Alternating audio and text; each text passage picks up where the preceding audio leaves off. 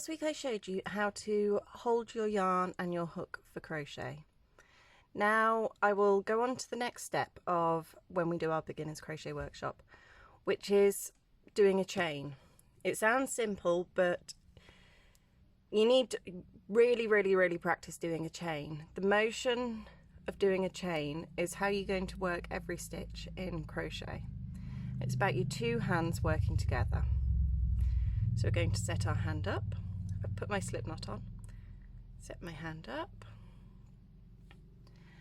and now we're going to work a chain. So I am moving my hook more than I'm moving my left hand. I'm going to twist my hook. Notice how my hook twists to catch that yarn. So the hook is going around the back so that the yarn's going from the back to the front of the hook. Now I'm pinching my first slip knot and I'm twisting the hook down so it's facing the slip knot. So we're using almost 360 degrees. And when we twist it down, don't know if you can just see, there's a little gap between the slip knot and the hook. You want to make sure that your slip knot can move. We twist and pop the hook part through that gap. Bring the stitch down to the largest part of the hook, because this is the bit that determines the size of the stitch. This part of my hook is 4.5 mil. This part of my hook is tiny. Now if I put my stitch here, it's so small I'm not going to be able to move my hook through it. So we open it up so that we've still got a small gap, if you can see that. And then hook twists to catch that yarn, twists down and through. Bring the hook up, around, down and through.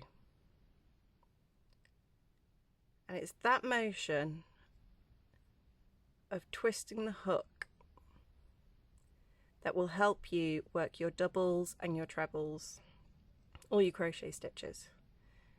So it goes around, point it down and through. Every few stitches, I don't know, about 3 stitches on double knit, I'm going to move my grasp up. Goes around. If you get too far up, you're going to start finding it really difficult to actually work. And that is where it gets too difficult to pull through. So just make sure that you keep moving every now and again. You get a nice even chain.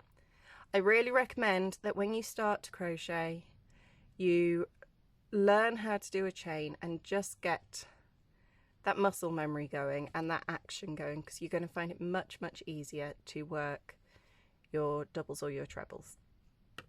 So that is how to get these two hands working together to crochet. Thank you so much for watching. I will go through with you next week the next part of our Beginners Crochet Workshop. Hopefully someday soon we will be able to run more of them in the shop. But until then, I will be uploading every Monday on YouTube. Thanks so much for watching. Happy crafting. Bye.